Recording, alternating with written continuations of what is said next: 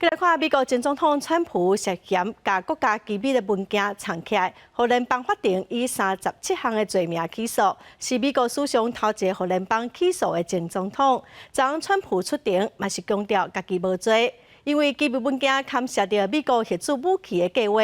当地媒体是指出讲，川普若是所有的指控最后拢得定罪，恐惊得爱封关400天。 美国前总统川普因为卸任了后，查找真侪国家机密文件，还佫对找文件的官员讲白贼，去予联邦法院以37项罪名起诉。伊13去迈阿密联邦法院出庭，是美国头一个予联邦起诉的卸任总统。 I think it's going great. I think it's a rigged deal here. We have a rigged country. We have a country that's corrupt.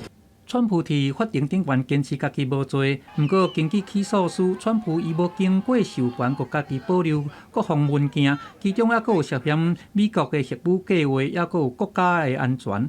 这文件毋但放伫川普伫佛罗里达海鸥庄园的国大，伊还佫摕互访客看，恐惊会危害到美国国安。防起诉对象还佫有川普一个私人的助理，涉嫌协助川普藏文件。